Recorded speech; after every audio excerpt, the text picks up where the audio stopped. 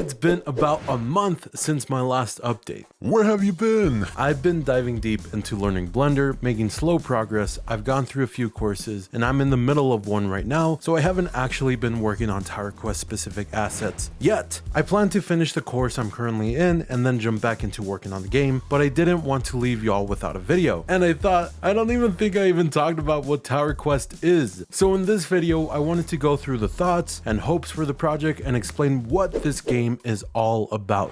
I want to make it clear that I'm still basically at the beginning of development for this game, so things are most likely going to change down the road. Maybe the scope of what I hope to make is too big, so I'll end up cutting down a bunch of stuff. So take this video with a big maybe. You play as a young hero on a mission to take down the evil ruler of the land. As you journey through the game, you'll encounter different factions that you can recruit to your rebellion. Eventually, you build an army that you can lead on the battlefield, fighting side by side with them. But you're not just commanding an army, you'll also be able to level up your character. Defeating enemies will grant you XP to distribute between 3, maybe, different trees. The 3 trees I was imagining would be magic, archery, and melee, so like swords and shields and stuff. You'll also be liberating different portions of the map by defeating towers. Tower structures are used by the evil ruler to keep the subjects in the kingdom in check. So as you're building your armor to eventually overthrow the ruler, you're also on a parallel quest to destroy these towers. A tower quest.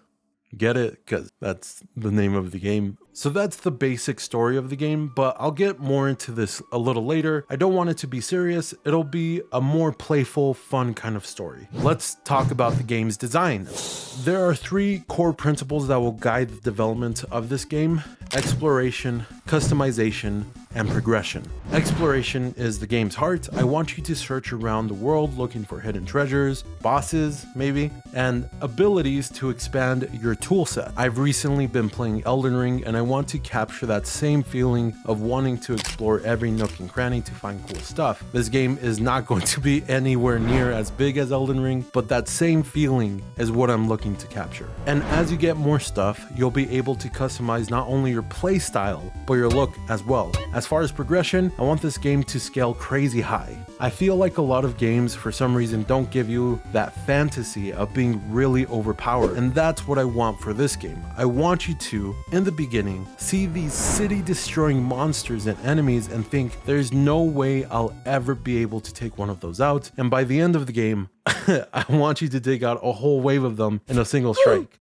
To me, it was always strange watching Kratos struggle to kill these small skeleton monsters while at the same time being the same person that took down this ginormous dragon. I want you to have that feeling of being super powerful, but also earning that feeling. That progression of being weak to overpowered is a road that I want to build for you. These 3 ideas will be the driving force for Tower Quest: exploration, customization, and progression. Stylistically, I'm using Spyro as inspiration. I really like the colorful, cartoony characters, and the writing in that game is also fun. So at the moment, I'm hoping to learn Blender well enough to be able to replicate that style and incorporate it into the game. The scope of this game is a bit large. I'm not oblivious to that, but I believe I can do it. But I also know that I don't have all the skills to build this game to the vision I want. The imperfect solution to that problem is to slowly learn all the skills I need for this project. Or what will probably end up happening to some extent is some ideas are going to be either cut or changed in some way. But